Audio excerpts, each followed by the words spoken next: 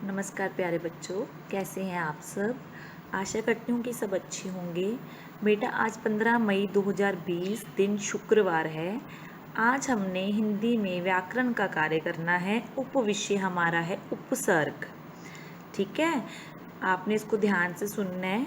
उपसर्ग किसे कहते हैं? उपसर्ग जो शब्दांश मूल शब्द के प्रारंभ में जुड़कर उनके अर्थ को परिवर्तित करते हैं उन्हें उपसर्ग कहते हैं। मैं आपको इसको उदाहरण देकर समझाऊंगी, ध्यान से सुनो। कबीरदास निर्गुण भगवान के उपासक थे। कबीरदास निर्गुण भगवान के उपासक थे। ठीक है, और दूसरा है तुलसीदास सगुण भगवान के उपासक थे। ये दोनों का अर्थ सेम है। कबीरदास निर्गुण सगुण, गुण गुण लगा, निर्गुण गुण सगुण, गुण उसके आगे गुण के आगे निर लग गया और दूसरे गुण के आगे स लग गया। ठीक है, ये जो निर और स है ना, इनका उपयोग हम अकेले नहीं कर सकते। अकेले कभी सुना आपने निर लगाओ या स लगाओ? स कोई शब्दांश है। ये पूरा शब्द नहीं है, ये एक शब्द का अंश है। अंश मतलब उसका भाग है। ठीक है, ये अकेले इनका प्रयोग नहीं होता। अगर इनको किसी शब्द के साथ जोड़ दें, मूल शब्द के साथ जोड़ दें, तो ये एक नया शब्द बनाते हैं। ठीक है, निर और स। अगर मैं बोलूँगी अकेले में कबीरदास निर भगवान के उपासक थे, तो ये अकेला शब्द नहीं बनता बेटे। निर प्लस गुण, गुण के आगे निर भी लगाया और उ भी और स लगाया। ठीक है, हमने बोला कबीरदास निर्गुण भगवान के उपासक थे, तुलसीदास सगुण भगवान के उपासक थे। ये अर्थ सेम ही है, निर्गुण और सगुण। लेकिन जब हमने इसको गुण के आगे लगाया तो इन्होंने शब्द को एक नया रूप दिया। ठीक है, समझ आई? और निर और स ये अकेले नहीं लगते, ये शब्द नहीं है, ये शब्दांश हैं, शब्दों के अंश हैं।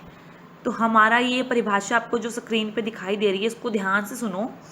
जो शब्दांश मतलब छोटे छोटे टुकड़े, निर उप अन्न, जिससे हम उपसर्ग बनाते हैं, होते हैं ना ऐसे शब्द जिनका खुद का कोई अलग से नहीं ये शब्द बनते। इनका अर्थ होता है लेकिन ये अकेले प्रयोग में नहीं आते। जो शब्दांश मूल शब्द के प्रारंभ में जुड़कर, और उपसर्ग हमेशा जब हम बनाते हैं तो आगे लगाते हैं। प्रत्यय जब करते हैं हम वो पीछे, वो हम कल करेंगे। प्रत्यय मतलब पीछे लगाना, उपसर्ग हम आगे लगाते हैं। प्रारंभ में जुड़कर उनके अर्थ को परिवर्तित कर देते हैं, उसे उपसर्ग कहते हैं। ठीक है, हिंदी में हमारी भाषा में उपसर्ग हैं 4 प्रकार के।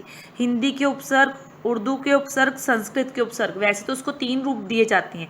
चौथा है उपसर्ग की तरह प्रयोग किए जाने वाले संस्कृत के अव्यय। आप 3 ही लेके चलो, संस्कृत के उपसर्ग, हिंदी के उपसर्ग, उर्दू के उपसर्ग। आज हमने किया संस्कृत के उपसर्ग। आपको यही आने हैं सिलेबस में इस बार, आपने इसको अच्छे से पढ़ना है। ठीक है, ये उपसर्ग मैंने लिखी है अ, इसका अर्थ है अभाव।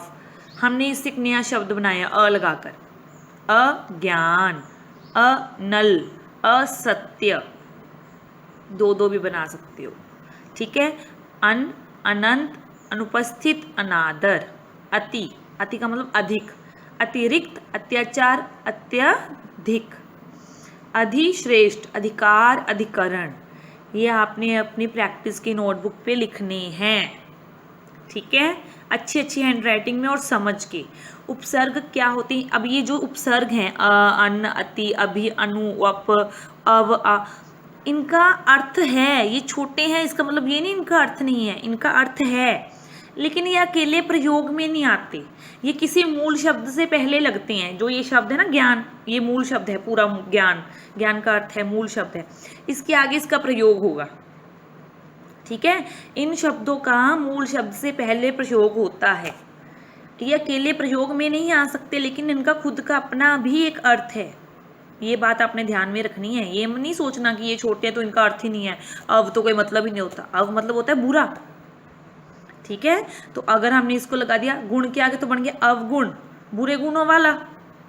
अवशेष, शेष मतलब बचा हुआ, अब मतलब बुरा। जो बुरा सा बचा है हम उसको बोलते हैं अवशेष। जो गले सड़े पदार्थ है जो हमारे काम में नहीं आते ना, उनको बोलते हैं हम अवशेष। जो बच गया, जो गंदा है और बच गया।